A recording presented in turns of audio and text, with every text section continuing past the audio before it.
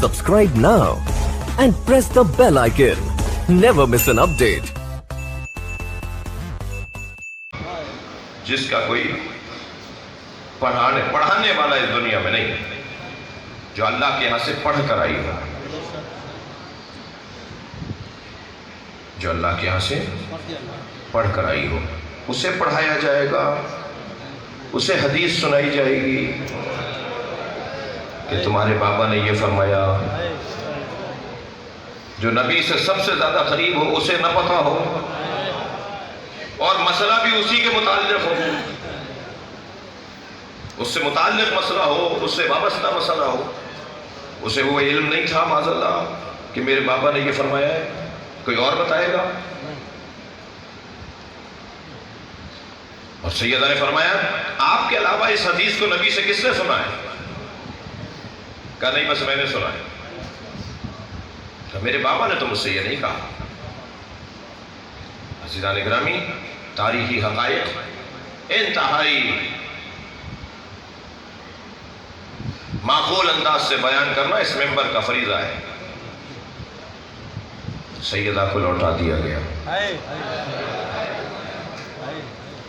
अल्लाह का अंदाज भी अल्लाह का है, हर एक से उसके मिजाज के मुताबिक इम्तहान लेता है। हज़रत इब्राहीम के यहाँ मन्नत मुरादों से इस्माइल पैदा हुए।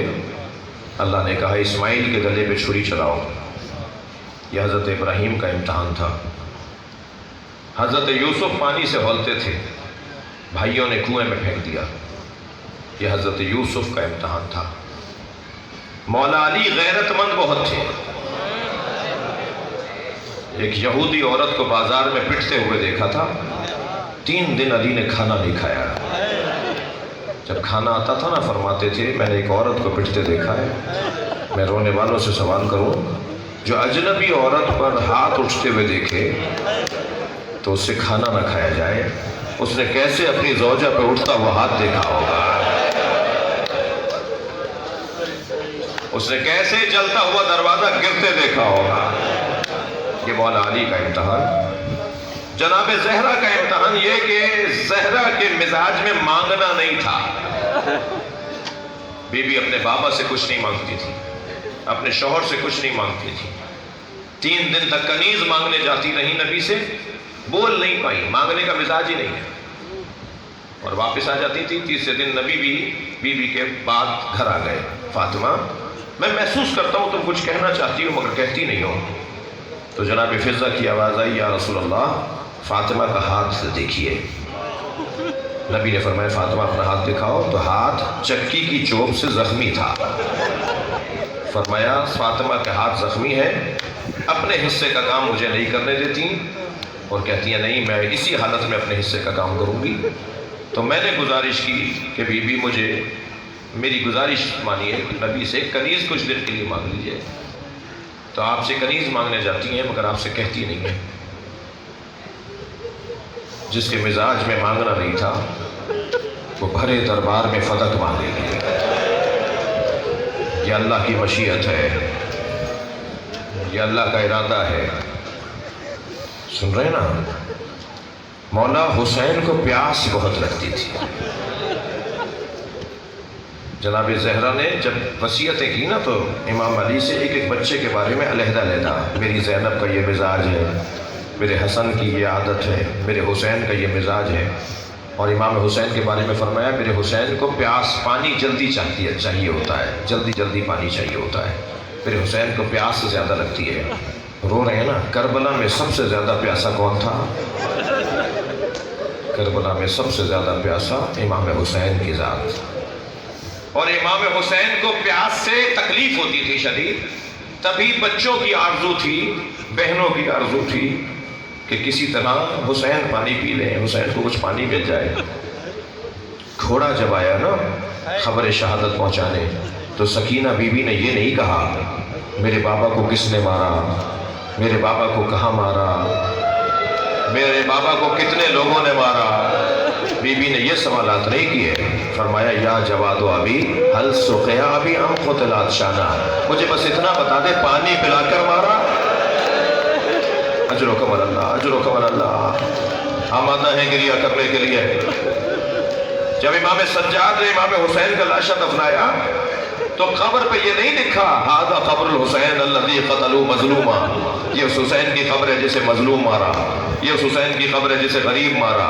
کیا لکھا؟ ھذا قبر الحسین الذی قتلوا عطشانا، یہ اس حسین کی قبر ہے جسے پیاسا مارا. پیاس کی حالت میں شہادت اور امام حسین کے اوپر ظلم جو ہوا اسے اہل بیت ہمیشہ یاد کرتے رہے. جب پانی آتا تھا نا امام سجاد کے سامنے تو روتے ہوئے یہ جملہ کہتے تھے، مجھے وہ منظر کیسے بھلاؤں کہ میرے بابا بھائی علی اصغر کے لیے پانی مانگ رہے تھے. امام حسین کے مزاج میں پیاس امام کو بہت لگتی تھی. جب مولا علی کی شہادت قریب ہوئی، آخری دن مولا کا، فرمایا میرے بچوں کو میرے سامنے بٹھاؤ، میری بہوؤں کو، پوتی پوتیوں کو، نواسے نواسیوں کو، دامادوں کو، بہوؤں کو، سب میرے سامنے کھانا کھائیں. جب دسترخوان سج گیا، مولا لیٹے ہوئے تھے، فرمایا مجھے بٹھاؤ. مولا حسن نے تکیہ لگایا، بیٹھے مولا علی، فرمایا میرے سامنے کھانا اور پانی لا کے رکھو. پانی بھی رکھا گیا، کھانا بھی رکھا گیا. جب کھانا اور پانی آ گیا فرمانے لگے حسین کہاں ہے؟ برابر سے آواز آئی، بابا میں آپ کے برابر میں بیٹھا ہوں. امام نے ایک ہاتھ سے لقمہ بنایا، اپنے ہاتھ سے حسین کے منہ میں دیا اور پانی کا کوزہ اٹھا کے اپنے ہاتھ سے پلا کر کہا تمہاری ماں نے مجھ سے کہا تھا کہ حسین کے کھانے اور پانی کا خیال رکھنا. میں اب دنیا سے جا رہا ہوں، میرے ہاتھ سے پانی پی لو. امام حسین اس مزاج کی وجہ سے امام حسین کا یہ امتحان. جناب زینب ذمہ دار بہت بڑی تھی، ذمہ داریاں لینے کا جناب زینب کا مزاج تھا. بڑھ کر کہتی تھی یہ کام میں کروں گی. 3.5 سال یا تقریباً 3.25 سال کا سن و سال ہے جب جناب زہرا کی شہادت ہو رہی ہے. مولا علی سے فرمایا علی اب میرے حجرے میں زینب کو بھیج دیجیے. ایک بچے سے علیحدہ مل رہی ہے میری بیوی. جب جناب زینب آئی نا، میں نے کیا بتایا 4 سال سے کم سن ہے جناب زینب کا. جناب زہرا لیٹی ہوئی ہیں. فرمایا زینب وہ صندوقچہ اٹھا کے لاؤ. بیوی صندوقچہ اٹھا کے لائی. بیٹا اسے کھولو، کیا ہے اس میں؟ کھولا تو اس میں کفن تھے. فرمایا زینب یہ جنت کے کفن ہے، جنت سے 5 کفن آئے تھے، ایک تمہارے نانا رسول کو دے دیا، یہ 4 کفن ہیں. ایک ایک مجھے دکھاتی رہو، میں تمہیں ذمہ داری سونپوں کہ کس کا کون سا کفن ہے. بڑی ذمہ داری ہے، 4 سال کی بچی کو بڑی سنگین ذمہ داری ہے جو جناب زہرا دے رہی ہیں. میری بیوی نے ایک کفن اٹھا کے دکھایا، کہا اماں ایک کفن ہی ہے. کہا ہاں بیٹا، ابھی انہی دنوں میں تمہارے بابا گھر میں آئیں اور تم سے کہیں گے کہ زینب اپنی ماں کا کفن دے دو، تو یہ میرا کفن ہے، یہ اپنے بابا علی کو دے دینا. دوسرا کفن اٹھا کے دکھا. فرمایا بیٹا کچھ مدت کے بعد بھائی حسن تم سے آ کر کہے گا بہن زینب بابا علی کا کفن دے دو، تو یہ والا کفن تمہارے بابا علی کا ہے. پھر کچھ مدت کے بعد تمہارا بھائی حسین گھر میں آئے گا اور تم سے کہے گا کہ بھائی حسن کا کفن دے دو، تو زینب یہ جو 4تھا کفن ہے نا یہ تمہارے بھائی حسن کا کفن ہے. یہ کہہ کر جناب زینب نے آخری کفن دکھایا. ایک کفن نبی کو دے دیا، آخری کفن دکھایا. اسے دیکھ کر جناب زہرا رونے لگی، فرمانے لگی یہ کفن بھی حسن کا ہے. جناب زینب نے کہا اماں بھائی حسین کا کفن؟ فرمایا جنت سے حسین کا کفن نہیں آیا. اجرکم اللہ، اجرکم اللہ. میرا حسین بغیر کفن کے دفنایا جائے. اللہ اکبر. امتحان دیکھیے جناب زینب کا. آپ کی آنکھوں میں آنسو آ گئے. امام سجاد کا امتحان کیا ہے؟ امام سجاد کا بدن نازنین بہت تھا، نازک بدن تھا امام کا. جی امام کو سفر سے لوٹنے پر بخار ہو جاتا تھا. آپ لمبے سفروں میں آپ کا بدن متحمل نہیں ہوتا تھا. امام کا بدن نازنین تھا، ہاتھ پیر حضرت کے نرم تھے. کوفے کی راہوں سے گزریں گے، شام کے بازاروں سے گزریں گے. جب قافلہ کہیں ٹھہرے گا، بیڑیاں کھولی جائیں گی، رسیاں چھڑائی جائیں گی، تو سب سے پہلے جناب سکینہ دوڑتی ہوئی آتی تھی، بھائی کے پیروں سے کانٹے نکالتے تھے. امام سجاد کوفہ و شام کے بازاروں سے گزریں گے. عزادارو، یہ امام سجاد کا امتحان، 2 منزلیں مجھے اور لینی ہے۔ امام سجاد کا امتحان یہ کہ کوفے سے گزریں گے، شام سے گزریں گے۔ اللہ اکبر۔ میں نے کل کی مجلس میں ایک جملہ کہا تھا، اگر ہماری بہن کی طرف کوئی اجنبی دیکھے، اگر ہماری ماں کی طرف کوئی غیر مرد اشارہ کرے، شاید وہ میری زندگی کا آخری دن ہو، سوچ سوچ کے مر جائیں گے ہم۔ سلام ہو امام سجاد پر۔ کوئی جناب سکینہ کی طرف اشارہ کرتا تھا، کوئی کہتا تھا یہ حسین کی زوجہ ہے۔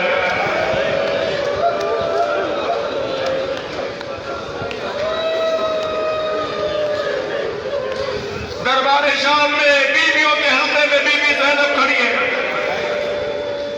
یزید نے کہا حسین کی بہن زینب کہاں ہے؟ کہ وہ جو حلقے زنان میں، عورتوں کے حلقے میں ایک بی بی کھڑی ہے، وہ حسین کی بہن زینب ہے۔ کہنے لگا انہیں باہر لے کر آؤ۔ اللہ اکبر۔ سپاہی آگے بڑھے، فضا آگے کھڑی ہو گئی۔ میں نے اس کی ماں سے وعدہ کیا تھا جب تک زندہ رہوں گی میں زہرا کے بچوں کی حفاظت کروں گی، خبردار زینب پر کوئی ہاتھ نہ اٹھائے۔ ایک مرتبہ فضا کو ہٹانے کے لیے ایک تازیانہ فضا کو مارا گیا۔ جیسے ہی جناب فضا کو تازیانہ لگا تو یزید کے عقب میں کھڑے ہوئے حبشیوں کو خطاب کیا انہوں نے، اے حبشیوں، تمہاری غیرت کو کیا ہوا؟ تمہارے سامنے تمہارے قبیلے کی عورت کو مارا جا رہا ہے، تم کھڑے دیکھ رہے ہو؟ تلواریں نکلنا شروع ہو گئی۔ یزید روکو اسے، یہ ہمارے قبیلے کی حبشن ہے، ہمارے قبیلے کی عورت ہے، کوئی اس پر ہاتھ نہ اٹھائے۔ بس عزاداروں، میں نے بھی کہہ دیا۔ وہ کیا کیفیت ہوئی ہوگی؟ ایک مرتبہ جناب زینب نے گردن جھکا کر بابا کو، نانا کو سلام کیا۔ نانا، ایک کنیز کے حمایت کرنے والے موجود ہیں، اس بھرے دربار میں کوئی نہیں ہے جو یہ کہے یہ نبی کی نواسی ہے، کوئی نہیں ہے جو پڑھ کر کہے یہ علی کی بیٹی۔ کہا شمر کو بلاؤ، گزارش جنگ سنائے۔ کربلا میں شمر نے کیا کیا؟ شمر ایک بلندی پر کھڑا ہوا، ایک چبوترے پر کھڑا ہوا، اس نے گزارش سنانا شروع کی۔ اے امیر، ہم نے حسین کو مار دیا، حسین کے اکبر کو مار دیا، عباس کو مار دیا، ان کے آبان و انصار کو مار دیا، اور اے امیر ہم نے انہیں پیاسا کر کے مارا، گھیر کر مارا۔ ابھی وہ یہ کہہ رہا تھا کہ بیویوں کے حلقے سے جناب زینب کی آواز آئی، اسکت ایھا الکاذب ابن الکاذب، خاموش، جھوٹے اور جھوٹے کی اولاد۔ سب نے مڑ کر دیکھا یہ کون ہے؟ کہا یہ حسین کی بہن زینب ہے۔ دربار میں بیٹھے ہوئے لوگوں نے کہا یہ کیا کہنا چاہتی ہیں؟ انہیں موقع دیا جائے بولنے کا۔ بی بی نے بیویوں کے حلقے سے آواز دی، یہ جھوٹ بول رہا ہے۔ ان آخر حسین لا یترک فی الکوفہ الا وفیہا باقٍ و باقیہ، یہ جھوٹ بول رہا ہے۔ میرے پیاسے بھائی حسین نے میدان کربلا میں کوئی سپاہی نہیں چھوڑا، کوئی گھر کوفے کا نہیں چھوڑا جس میں جنازہ نہ بھیجا ہو۔